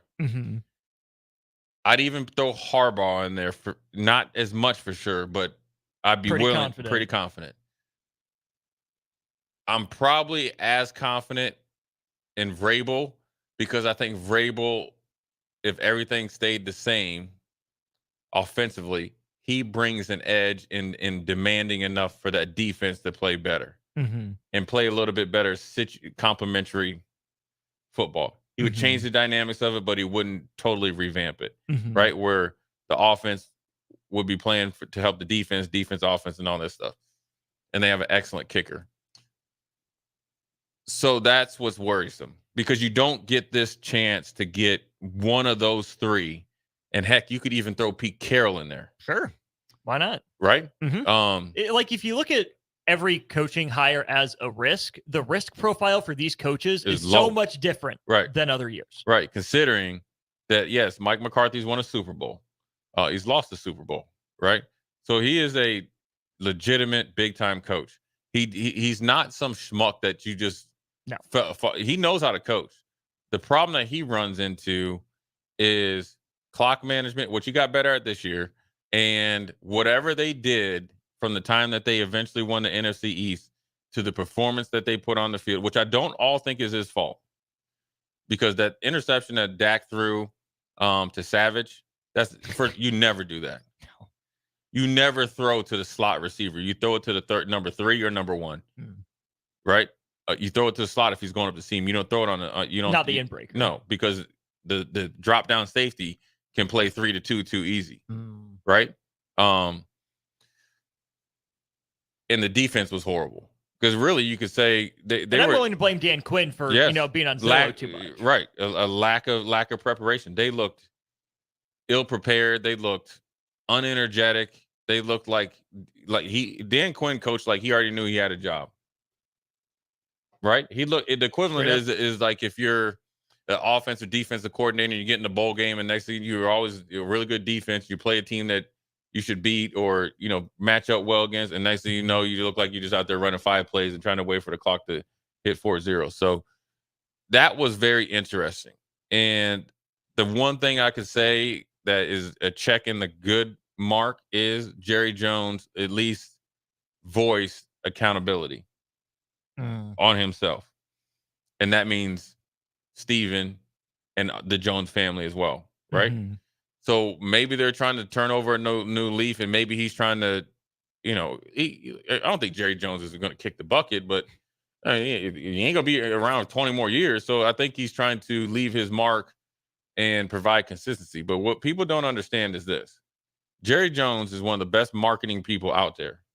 He knows where he's winning more than anybody else is those butts in the stands, and the amount of money and the cachet of what the Dallas Cowboys bring. Cachet equals cash. Yes, and he is doing it tenfold, better than anybody and everybody. I I think he also can do a really good job in a short amount of time of risk analysis versus, and what I mean by that is me making this decision, keeping Mike McCarthy. How long will the Dallas Cowboy fans be upset? How many will we actually lose versus in the moment? Emotional, right? Which is what people are way too emotional these days. Versus, do I want to deal with Bill Belichick coming in and what Bill Belichick would want to do? Because I think one of the things that might be a turnoff for Jerry Jones and maybe a Jim Harbaugh, well, two different things, or not Jerry Jones, but Bill Belichick with Jerry Jones and Harbaugh with Jerry Jones, is that those two dudes want to come in and strip the whole thing down. That's what Bill Belichick's going to want to do. Remake it in his image. Right. Ideally, if you had more time, yes. If you didn't feel like you had talent, so be it. I think that's what maybe is like, okay, I have the known here. Can I tell him A, B, C, and D what we need to be better? And I'm sure Mike McCarthy already had a plan coming in there because he wants to keep his job. I mean, you ain't going to get a better pro coaching job than Dallas. As far as, Well, it's just kind of like the Alabama Ohio State job, right? It's highest profile, you get a lot of perks, but it also means the pressure's higher. Pressure is higher, right? That just comes with the territory. Right. I mean, Ryan Day, as much as people wanted to, a few weeks ago, Ryan Day is going to be fired. Everybody from Urban Meyer taking the job to whoever's going to take the job. Ryan Day is going to be an offensive coordinator in the league. Wasn't going to happen. He would have been a head coach as soon as he, walked out of that office. To now, he went from losing the team, right, with the whole transfer portal. Then everybody deciding to come back, reloading. He's had a really good transfer portal. Got the running back from Mississippi. You got Henderson coming back. You got the number one receiver essentially the last 3 years and all that. Burke, Sawyer, Tuimoloau. Right. Everybody coming back, right? Or not everybody, but a lot of guys coming back. That's just part of the business. And I am surprised that McCarthy's back. Scale of 1 to 7? I'm probably about I'd say 5. 5-2? Yeah. Okay. But then on the same scale, if you ask me 1 to 7, whether I'm not surprised, I would say 5 as well, because I can understand why you keep him. Because here's, I guess, from Jerry Jones's perspective, where I think Mike McCarthy really sold himself. The biggest issue going into this season, Mike McCarthy getting over the hump and winning the NFC East, and clock management. He didn't have the numerous egregious clock management mishaps this year. No. They slayed the Dragon and the Eagles. So for him, he can go in there and say, blank, I did this. And let's be honest, Jerry, we faced the hottest team in the NFL, or at least in the NFC, and we got hit by a buzzsaw. Here's what we need to do to change. Dan's foot was out the door already. Right. I tried to rein him back in. He didn't want to listen. Right. And it's human nature. Now on to, let me ask you this, Austin.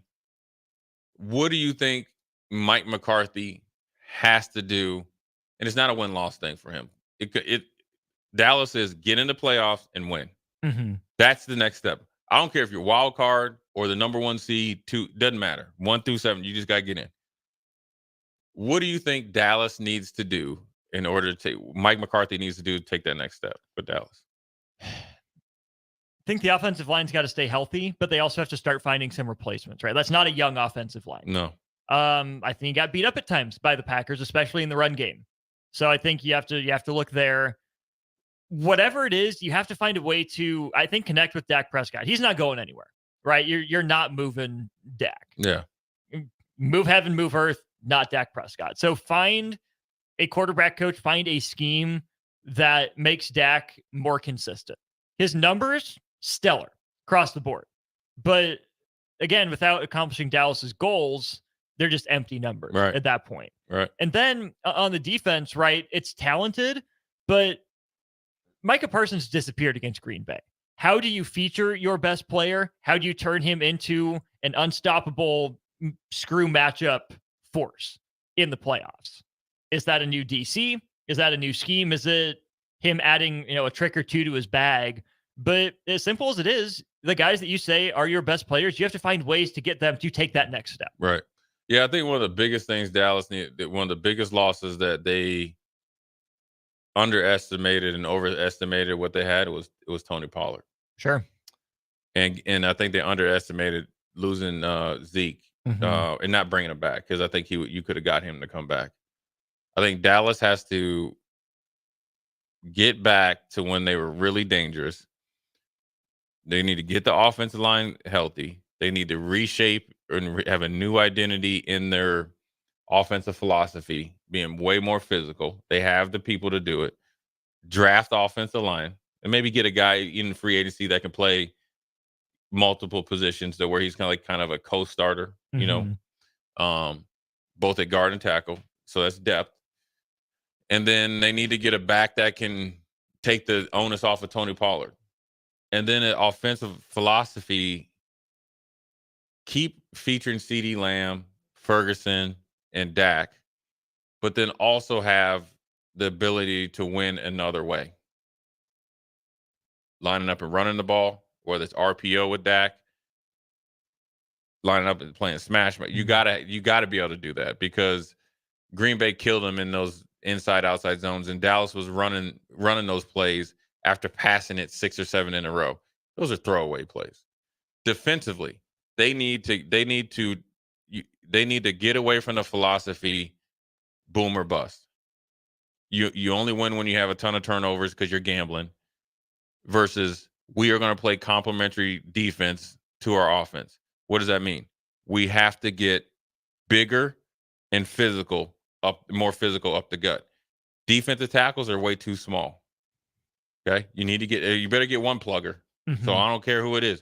You better be able to stuff the run and get somebody that can play off of him next to him.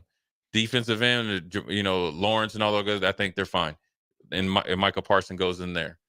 I think they need to do that. I like their secondary. Obviously, getting Diggs back is going to change that defense. Then as far as Michael Parsons goes, whether it's Dan Quinn changes in the identity or the way he teaches defense, because he's got to change the way he does it. You can't have a 205-pound linebacker out there. You just can't. You can't recreate the Legion of Boom. No. And they never had that. No. Van Der Esch is done. He has a neck issue. I hate for it. Better draft a linebacker, free agents linebacker. I'm talking about a guy that is a leader in the gut. Then you got to sit down with Michael Parsons and say, listen, we are going to double feature what you do well, but this is what you don't do well. And the playbook is out on you. If you think that Green Bay just all of a sudden started running, play action, shifting over in motions to Michael Parsons, if you think they just started that, then you don't even know. Then you're not even trying to know football. Because LaFleur, who do you think you got it from? Shanahan. So it's the same thing. You got to get better, dude. I'm sorry to deliver this news. If you want to go up and talk to Jerry, that's fine, because Jerry's going to send you right back to me. Okay? And I'll sit in there with Jerry. And I'm telling you, you need to get better so you can be more dominant. You get what I'm saying? Right. Like, I want the best for you, because the best for you is what's best for me. Like, we know how good you are. Right. We're not saying we're not going to rush you, dude. We're saying when you get in these big games, we are going to accentuate you. Okay. The story has to go from where is Micah is like, where isn't Micah Parsons? And Micah Parsons is getting eliminated. Like the one play that they had that Jones ran, and then the tight end came across motion and kicked him out. He should have been in there and made that tackle. You got cut blocked, dude.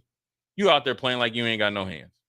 Those are the things you can't do because you're too good of a player. I think if Dallas does that, the NFC East is right for the pickings. Washington, new coach, new GM, new everything. Okay, that's a throwaway year. Giants, they ain't even bringing back Barkley. No. He's their best player, and they booty. They got rid of their defensive coordinator, and they led the league in takeaways. So you know they're done. Philly, they already pushing the button on blown up. NFC East is right for the picking for Dallas, and I think that that was in it for Jerry Jones. But this is where you can be dominant, because San Francisco's offseason, if they don't win a Super Bowl this year, it's a really, really different team next year. Kind of Eagles-ish, right? Yeah. This is it. To some degree. It's boom or bust. They built to this. This is their year with everything in the cap working their way. Rams. Right. That's it. That's their their moment. Yeah. But to your point from, I think, yesterday too, it was okay for Dallas to get back to the top of the division this year, but that was their goal, right? They coasted when they got there. The NFC East hasn't had a repeat winner in 19 straight seasons now. There's no way Dallas doesn't win that division just based on the talent on that team alone. Right. They shouldn't. They got the coach with the most security, even though there's 1 year left. Jerry Jones essentially is, bringing you back for another year. He's got to get a year extension on it, at least a year. So they can't measure themselves against their division as much, right? They're going to be playing a first place schedule. They need to play next year to be able to, like we talked about the women's team in basketball here, is to thinking playoffs, and we have got to make noise. It doesn't matter how you get there because you are set up for success. And the rest of the NFC is right for the picking. The Vikings, garbage. Green Bay, we'll see, right? Detroit, okay, right?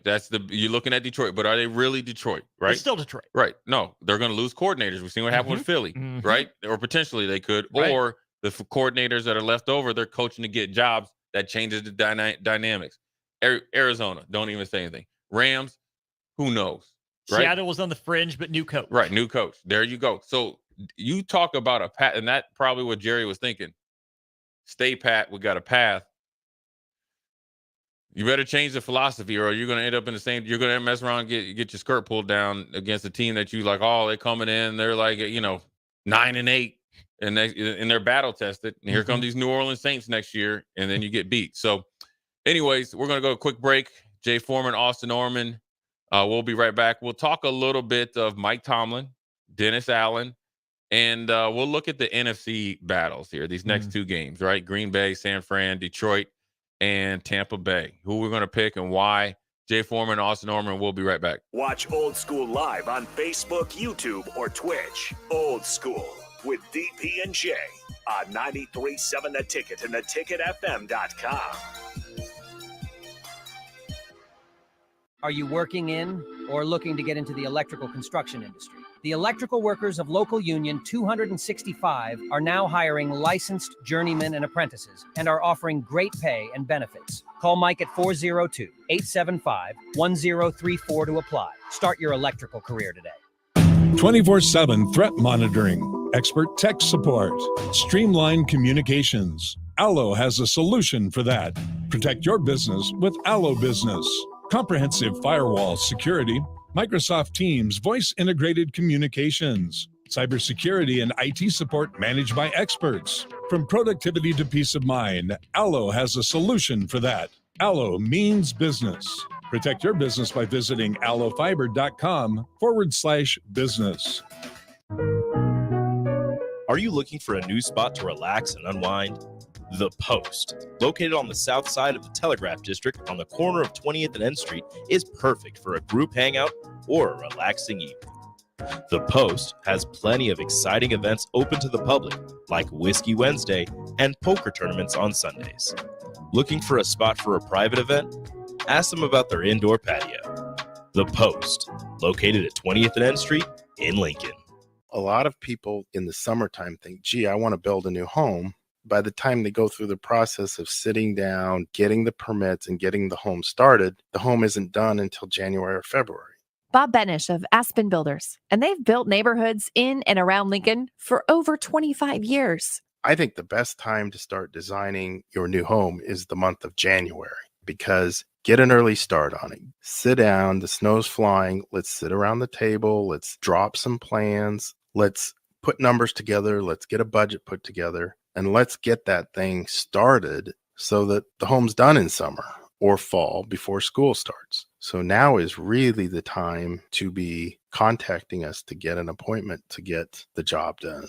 Make your dream a reality and call Aspen Builders at 423-6811. Online at aspenbuildersinc.com. Your dream home is waiting at Aspen Builders. It's fishing season. Bad actors are trolling your business emails, luring you and your employees to take the bait and steal your private information. Make sure your cybersecurity keeps your business from being the catch of the day. At Hamilton, cybersecurity is our business. We are experts at keeping your network and business information secure and off the hook. Contact Hamilton for a vulnerability assessment today. Hire your local experts. Hire Hamilton at hamiltonisbusiness.com. Discover the difference that expertise and experience can make in your real estate journey with Next Ag Appraisal and Realty. Whether you need an appraisal, sales, or farm management, Next Ag comes up with a solution with your legacy and goals in mind. Next Ag isn't just their name, it's your future. So why wait? Visit their website today at www.nextagrealestate.com or give them a call at 402-380-0432 and turn your dreams into reality. Your land, your legacy, their solutions. Next Ag Appraisal and Realty. People always ask, what are Jake and Sip like when they're off the air? Well, the answer probably won't surprise you. Hey, Jake, your Honda's looking a little dirty. Says the guy whose license plate is barely visible. I mean, do you even care about that thing anymore? It gets a little uncomfortable. Now, that's when I jump in. Hey, whoa. Mark, did you get a new car? Nope, just took my car down to Nebraska Auto Detail. Joe and the staff made the outside and the inside look amazing. Maybe you guys need to go. Okay, wise guy. Settle down, Jake. Book your appointment today at NebraskaAutoDetail.com. If you're in Seward or Milford, listen up. Select Plumbing is now servicing your area with no trip charges from Lincoln. Select Plumbing works on a variety of issues for your home and business, including general plumbing, water heaters, faucet and fixture repair, underground sewer and water repairs, backflow testing, and more. Keep your property free from leaks and other issues. Call today for a free estimate, 402-560-6197. It's not just Lincoln, Waverly, and the surrounding area anymore. It's also Seward and Milford with no trip charges. Contact Select Plumbing to inquire at 402-560-6197. Houses? They're expensive. And once you buy one, you're kind of stuck with it for a while. You need to make sure you get your best house for the best price. You need Ben Bleicher and his team of pros at Professional Realty Group. They'll take the time to figure out what's important for you in your dream home, and they have the expertise to find the hidden issues that could surprise you after the sale. That's professional knowledge, proactive service. We call that potential. Ben Bleicher and the team at Professional Realty Group of Berkshire Hathaway's Home Service Ambassador. Find more online at prg-ne.com. If you're not going to Memorial Stadium for a home game and don't have any travel plans for away games, there's a great place in Omaha to catch the action, the Inner Rail Food Hall. There's plenty of space. The Backstretch Bar has amazing game specials on game days. $15 Blue Moon and Bud Light pitchers, $6 margaritas, and $6 Moscow Mules. And if you're hungry, take in some of their great options from their game day pizza specials. Do football game day right in the Inner Rail Food Hall in Exarban Village in Omaha. People always ask, what are Jake and Sip like when they're off the air? Well, the answer probably won't surprise you. Hey, Jake, your Honda's looking a little dirty. Says the guy whose license plate is barely visible. I mean, do you even care about that thing anymore? It gets a little uncomfortable. Now, that's when I jump in. Hey, whoa. Mark, did you get a new car? Nope, just took my car down to Nebraska Auto Detail. Joe and the staff made the outside and the inside look amazing. Maybe you guys need to go. Okay, wise guy. Settle down, Jake. Book your appointment today at NebraskaAutoDetail.com. 93.7 The Ticket is proud to provide listeners with daily opportunities to win contests and prizes on our airwaves, and would like to take this opportunity to remind you of a couple rules. All participants must be 21 or older and must wait 30 days after winning a prize before participating in another contest. Once you win, you have 30 days to pick up your prize at the K&TK Studios, 1040 O Street in Lincoln, or your prize will be forfeited. Thank you for participating in our contest, and thank you for listening to 93.7 The Ticket. Back to old school with DP and J on 93.7 The Ticket and theticketfm.com. We're back. Jay Foreman, Austin Orman, old school. Looks like the snow stopped a little bit. Look, they're right on time. Even 30 minutes faster, right? Good job, weather people. Yeah. Well done. Yeah, keep it away from us. We'll be all good in the hood. But good NFL talk, and we are moving on to the Pittsburgh Steelers. And if you didn't get to see it, Mike Tomlin had one of the best walk-offs. They lost to Buffalo, probably frustrated, mad. And the question had to be asked, Mike, you only got 1 year left on your contract. What do you think? He gave you the look and said, I'm out. I'm out. And he definitely was out. And, it's one of those things that I think that, was probably on his mind for some time. Was on probably the Rooney family's mind for some time. People have been calling for Mike Tomlin's job and dummying down, never having a losing season and all this other stuff and forgetting that he's a Super Bowl champion coach.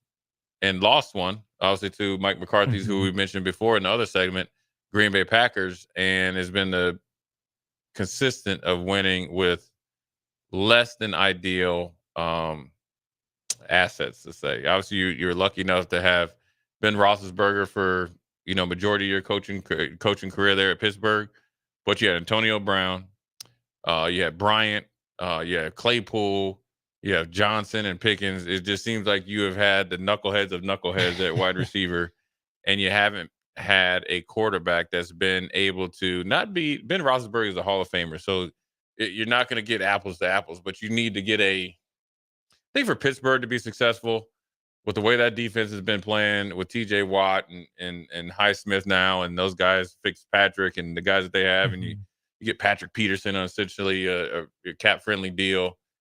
You need to have a legit running game, which I think they found with Warren. Najee Harris has been at the buffet too much. You need a top 15 to 12 quarterback. So you need like Dak Prescott there would be still playing. I don't think Pickett is that yet. And do you think he can ever get there? I think they can if they get that offensive line going to the point that where they can really, really dictate the pace of the game. I like their tight end. I don't like any of their receivers. I don't think they have a legit receiver. I think if they had an A.J. Brown, I think they're a problem. Sure. Look, A.J. Brown, focused, motivated. I think if they had Tomlin is usually really good about getting guys to focus. Right. Especially A.J. Brown. I think he'd get the last 2 or 3 really good years. Like a Stephon Diggs, I like him. If he could get somebody of like a St. Brown or somebody like that that's legit, and also a good teammate, a good locker room guy. With Pickett, I like Pickett. I do think he was a benefactor of a one-year hit. And obviously we got the coordinator, Mark Whipple, and Pittsburgh playing well. And then I also think he benefited from them having so much background, intimate knowledge of him, because the Pittsburgh Steelers and Pittsburgh Panthers, they essentially practice and play at the same facility. And Pittsburgh needed a quarterback because Roethlisberger hung it up. I think now they kind of wished, and you remember that iconic picture of Roethlisberger and Pouncey looking, and that was it. I think if they had to go back, they might have said, "Hey, Ben, can we get you just to lay off the buffet and the beer just for one more Trim year? the beard, at least make it look like you've laid off." Yeah, just the beer and the buffet, and get in the best shape of your life, and we'll bring you back. Now, we will draft a quarterback. One more year of Roethlisberger, I think that Pittsburgh's in a different state of mind. The franchise is in a different thought process. I think right now they know they're bringing back Tomlin. He said he's probably going to get extended. Rooney said they're going to get him extended. I think it's going to be a 1.5 year extension. So he's there 24. If they don't show not substantial, but decent improvement, you're on the hot seat in the next year, or you just finish out in lame duck year.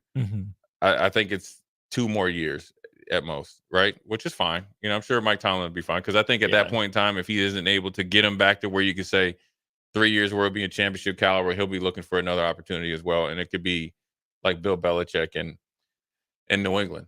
The problem I have with Pittsburgh is what Dallas ran into. You kind of jettison Najee Harris, who quietly he had like almost 1,200 yards. Warren has the flash plays. Do you take some knowledge from what Dallas did, which hurt him, and kind of jettison Najee Harris and try to make Warren your every down back because he's cheaper, and run into the same problems that you can't be physical? It's one thing to come in and you're the guy coming off the bench, and everybody loves the backup quarterback and running back and everything. But when you're the guy and you're getting game planned for, and those hits are mounting, and there's 100 twice as many carries, and everybody knows your deficiencies. Now you got to pass block even more. Now you're accounted for in the pass game. It's a lot different. It sure is. And I think even though, Roethlisberger was a lot of the driving force behind Pittsburgh's success. Yeah. We forget just how physical that offense was. Great offensive line. Right. I mean, your running back's nickname was the Bus in Jerome Bettis. Like, Right. that dude ran you over. Hines Ward, physical, blocking wide receiver out on the edge. Usually solid tight ends. Was it Heath Miller? Yeah, Heath Miller.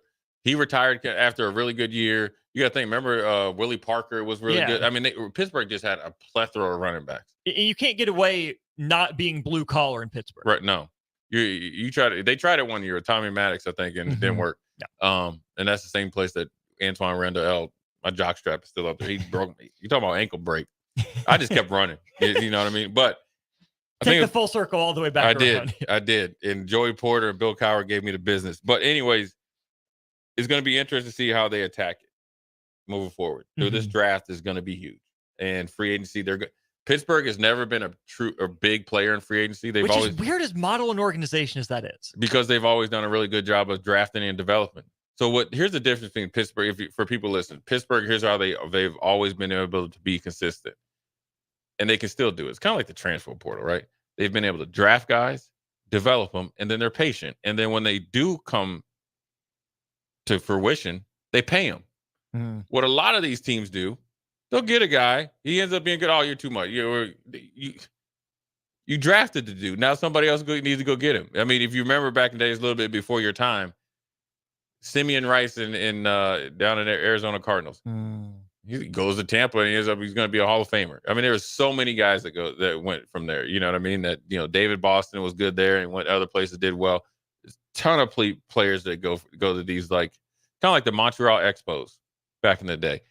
If you look at the Montreal Expos and their farm system, guys that started there, it's like Hall of Famer upon Hall of Famer. They had Big Cat there, the first baseman, Pedro Martinez, Gary Carter. They had everybody up there. Now, granted, they probably couldn't afford it. Randy Johnson. Couldn't afford it. But at the end of the day, that's kind of where where a lot of teams really drop the ball. And so it'll be interesting to see, what Pittsburgh does. I think Mike Tomlin is a phenomenal coach. I think he's a Hall of Fame coach. He's more than just quick, one-liners and stuff. He's an excellent coach, motivator. And he said he is more motivated than ever. And I'm telling you this right now. When he's motivated, I'm telling you, that defense is going to be taking heads off. I'm just telling you. More heads off. Yeah, that's where he's going to start right there. He's gonna lessen the gap right there, and he's going to bring back physicality, and it should pay off tenfold. But we're also going to look at before we go to break, we're going to look at these NFC games. Real quick, Austin. We'll do one before the break, and then obviously a short segment. Green Bay, San Francisco. As good as Green Bay looked last week, San Francisco's always just ran through them like Dookie through tin can. I'm picking San Francisco big. I don't know why you wouldn't. Yeah. Unless this game's being played in sunny Northern California, weather's going to be immaculate. Let's not pretend like the Niners didn't struggle on pass D for a decent chunk of the season. Yeah, that's true. They're gettable. With that Jordan Love is hot right now. We talked about the receivers. They're young. They got a lot to prove. I'm not picking against San Francisco. Yeah. I'm taking them by double digits. I'm just saying if Green Bay wins this game, it'll be because they hit some chunk plays through the air. Yeah, and their defense is healthy. And I think sooner or later, Green Bay has got to toughen up. You would think. And not get punked. But Christian McCaffrey is consistent and been unstoppable. I'm still picking San Francisco. I think they're going to try to beat them up. And but that offensive line of Green Bay really surprised me how well they played. And I think it goes along with Jordan Love.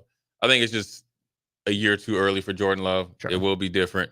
And plus, Shanahan is fun, though. Yeah, I like that. They know each other. It's two like brothers going at it. But I'm going to pick San Francisco. So with that being said, we're going to go a quick break, come back. We're going to break down the Detroit Lions against the Tampa Bay Buccaneers.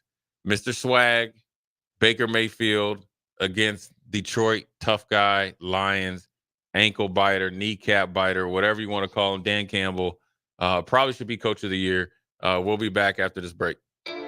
You're listening to Old School with DP and J. Download the mobile app and listen wherever you are on 93.7 The Ticket and theticketfm.com. Are you looking for a new spot to relax and unwind? The Post, located on the south side of the Telegraph District on the corner of 20th and N Street, is perfect for a group hangout or a relaxing evening. The Post has plenty of exciting events open to the public, like Whiskey Wednesday and poker tournaments on Sundays. Looking for a spot for a private event? Ask them about their indoor patio. The Post, located at 20th and N Street in Lincoln. Discover the difference that expertise and experience can make in your real estate journey with Next Ag Appraisal and Realty. Whether you need an appraisal, sales, or farm management, Next Ag comes up with a solution with your legacy and goals in mind. Next Ag isn't just their name, it's your future. So why wait? Visit their website today at www.nextagrealestate.com or give them a call at 402-380-0432 and turn your dreams into reality. Your land, your legacy, their solutions. Next Ag Appraisal and Realty. If you're not going to Memorial Stadium for a home game and don't have any travel plans for away games, there's a great place in Omaha to catch the action. The Inner Rail Food Hall. There's plenty of space. The Backstretch Bar has amazing game specials on game days. $15 Blue Moon and Bud Light pitchers, $6 margaritas, and $6 Moscow Mules. And if you're hungry, take in some of their great options from their game day pizza specials. Do football game day right in the Inner Rail Food Hall in Exarban Village in Omaha. Working at Continental in Lincoln isn't a job, it's a career. And right now, they've raised wages again, and they're hiring for production operators at $24.62 per hour, which grows to $28.97 per hour within 3 years. Skilled trade positions now start at $33.36 per hour, with opportunities to make more based on certifications. Continental also has salary jobs available and great benefits, plus medical and prescription costs at very low premiums. Dental, vision, and life insurance are offered at no premium cost to the associates, with increased bonuses and vacation for new hires. To learn more or apply, go to continentaljobs.com with keyword Lincoln. Come work at Continental today. Next weekend, the Lincoln Stars welcome the Sioux Falls Stampede to the Icebox for the first time this season. Don't miss Princess Night on Saturday, January 20th at 6:05 p.m. Get 4 tickets and 2 tiaras and a Princess Night pack for $75 now at LincolnStars.com. Secure your seats for the Stars versus the Stampede next weekend. The Mill Coffee and Tea inside our 93.7 The Ticket studio is now open 7 days a week. From 8 a.m. to 5 p.m. on weekdays and 8 a.m. to 1 p.m. on Saturday and Sundays, you can enjoy burritos, cinnamon rolls, fresh brewed coffee, delicious tea, or even their coffee and cream ale. Sold exclusively at the Ticket Mill location. Open 8 a.m. to 5 p.m. on weekdays and 8 a.m. to 1 p.m. on the weekends. Right here at 1040 O Street in downtown Lincoln.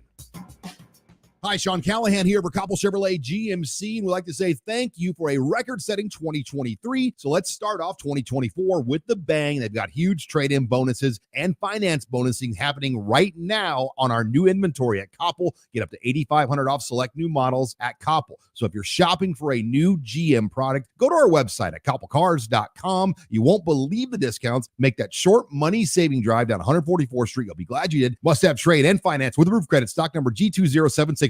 Your home is your empire. Protect it with Empire Fence. Get a free instant quote with the online estimating tool at empire-fence.com. See an upfront estimate with no hidden fees. An Empire Fence can provide privacy and improve the appearance of your home. Keep kids and pets in or out of your yard. Increase security and add value to your property. Visit empire-fence.com now to view the stylish and maintenance-free possibilities for your home and get a free instant online quote. Let Empire Fence protect your empire. It's Pro Time Nebraska. The Omaha Supernovas, your Major League Volleyball team, is playing in the first ever Pro Volleyball Federation match on January 24th against the Atlanta 5 at the CHI Health Center. Be a part of history and visit supernovas.com to secure your single match tickets today. Back to Old School with DP and J on 93.7 The Ticket and theticketfm.com. What up? We're back. Jay Foreman, Austin Orman. We are diving into this Detroit Lions against the Tampa Bay Bucks. Bucks on the road up there in Detroit. The 8 Mile Killers up there. I think Detroit took a big step in beating the Rams. I think Rams are one of the hottest teams in the NFL coming into that game. Obviously, with the whole Stafford for Goff and Stafford being an iconic player there, Goff kind of just getting thrown there. And then obviously Stafford winning a Super Bowl. There was, I want to say, a little bit of bad blood, but there's some jealousy or something. It was a huge game because the Rams were playing really good defense. And so Detroit is at home. And they found a way to get a second home game because of how they got the shaft down to Dallas. And Dallas losing, they get another home game. So they kind of got it all works out. It all works out. But I think too, I always like to look at guys that are going to influence the game to help a team like Tampa upset Detroit. I think Tampa's a hot team right now. I think Baker Mayfield is playing out of his mind. I think Rachaad White has to have a huge game. He's a running back, emerged this year as running back 1. I think he has to be really good in the run and pass game, and that includes pass protection, helping out against Aiden Hutchinson. And then he has to have a field day against Campbell in the short area, right? And then defensively, I think they're 2 rookies that they drafted, right? You got Kalijah Kancey, who was a defensive tackle from Pittsburgh, kind of a Tampa 2-3 technique, smaller defensive tackle. He's not even really small. It's crazy. You say 285, 290 small. Kind of a little mini version of Aaron Donald, very, very active player. Todd Bowles actually watched him in high school because he's from that area. And then they got Yaya Diaby, right? And they're the first pair of rookies to, since 2000, to have 10-plus tackle for losses. It's crazy. The only other team in recent history, too, has been 2017 with T.J. Watt and Mike Hilton. Mike Hilton ain't even playing in the league anymore. So those 2 guys affect the game, both in the run game, obviously, with Kancey, and then also Diaby leads Tampa Bay in sacks. So when you think about that, those are 2 rookies really bringing it home. Tampa's not a big pass rush team as far as effective, so that bodes well for Detroit in their play action pass. But I think Tampa is really good on the back end, or at least playing right now. So those 3 players have to have huge games for the upset to happen, especially on the road. Oh, for sure. And if you're Detroit, the struggle, I think, will be the fact that your coordinators have been getting interview requests. Yeah. That's both of them today. That's a big deal in the middle of the playoffs, right? You got the silverback gorilla off of you last week. First one in 32 years. Right. You finally get a win, but you can't feel like you've arrived, right? I mean, you're the second highest seeded team remaining in the NFC right now. Right. You're competitive. You've been playing some good football recently. So I'm sure there are plenty of fans out there who, sold their soul just for one playoff win. Right. But if you're the Cowboys, if you're the Lions, don't fall into the trap the Cowboys did. I think you arrived. You accomplished all your goals for this season. There's a legitimate path to the Super Bowl for you. Oh, yeah.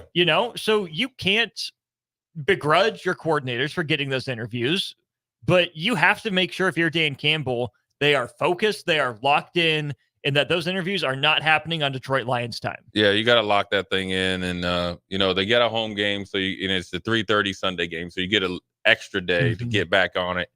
And for Detroit, it's going to be Gibbs and Hutchinson, right? Gibbs is, David Montgomery is kind of like the body blow guy.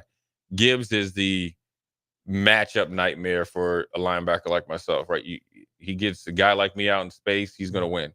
He can kill you up the seam as well. And he can run in between the tackles. He can do everything. But Montgomery is really, really good when Detroit wants to slow down the game and really test your manhood. And I think that's what they're going to do against Tampa. They're going to see how much Levante David, Antoine Winfield, because that's what really sets up their play action pass game. And that's where St. Brown, and when they needed a play, when it's 2nd and 8, play action, St. Brown gets it. Defensively, Aiden Hutchinson has to continue of being a terror. He started a little bit slow this year because everybody was game planning for him. Down the stretch, second half of the season, he's been the Pro Bowl type of player. Will it be Hutchinson on Wirfs? Will that be your matchup? That's it. Going right back to the Big Ten. And it's his biggest challenge, right? And they move Aiden Hutchinson from right to left. But I want to see you, good on good, destroy this game. Because he can. Because if he is active in the run game and hitting the court, the amount of hits that he had on Matthew Stafford was almost double digits since the first quarter. So he's active. So if he's active and Baker is throwing on time, and you take him off of his time and off his rhythm, off of his first or second read, that's where Baker's is best, right? That's how he won the Heisman. That's how he went number one. If you can take him off his first or second read, Aiden Hutchinson is going to be the reason. They do that. Detroit's going to defend at home. Aiden Hutchinson has pretty much 12 sacks. The next closest guy has 5, and that's the defensive tackle. So it's boom or bust with them. So whatever guy gets to the quarterback and affects it, that's what's going to win. I'm picking Detroit at home. I think Detroit's a better overall team, battle tested. I like them at home, and I like Dan Campbell. I think Tampa's been playing okay, but again, I go back to what you said too. They scored 9 points in a game they needed to win against the Panthers. I'm not as worried about the distraction from the Lions, even though it's both coordinators, as I was, some other teams. I think Detroit's just better. They've proved it all year. They get another shot at it at home. I don't know if it's a Cinderella run at this point yet. I mean, it's Detroit, so it always feels like a Cinderella run to some degree. I think you get a big play from St. Brown that kind of puts the nail in the coffin. Too. Laporta coming back. So, I think there's just a little bit too much Detroit in this one. Yeah, they've hit on draft choices, and it's paying off tenfold. So, and some unique trades, right? You got to think. You trade away Swift, you get Gibbs, and you get Montgomery essentially on a cap-friendly deal, and both of them are acting like or not acting. They're actually performing like running back one. So, that being said, we're going to shut it down on Thursday, try to get it home. We got ticket weeknights coming up after this. I think it's AG. I see Harrison in there. It's Stricky. Stricky. Yeah, Stricky. WTF. Streaming in. My bad, Strick. Haterade. Yeah, no, never that. But anyways, Jay Foreman, Austin Orman, Old School. We will be back tomorrow. Also, get on it. OmahaSupernovas.com. Get your tickets. First game next week. We will all be there up in Omaha on the 24th. Jay Foreman, Austin Orman, we are out.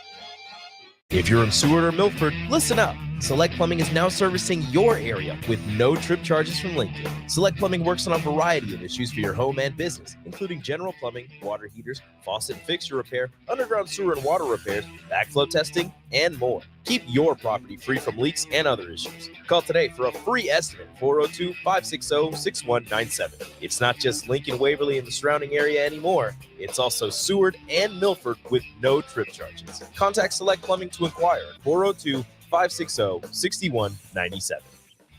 My dream was to work in commercial banking, but it required a college degree and I didn't have one. I found out that Doane had classes for adult learners on the Lincoln campus and online. So I earned my bachelor's degree, and 5 months later, I landed my dream job.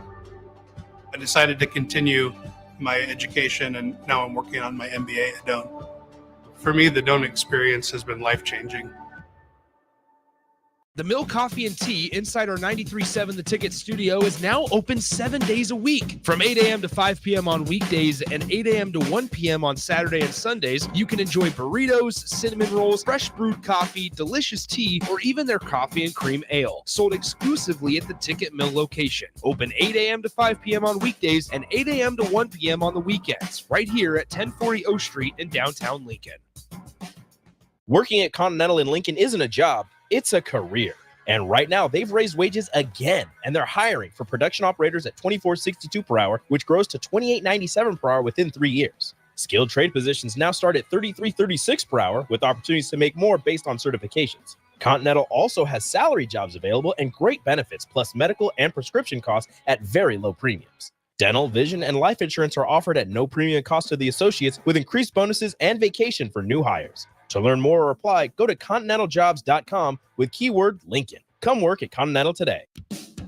Ever wish you had another light switch on the other side of the room on a dark night? How much better would you sleep at night if you had a ceiling fan in your room? The high electric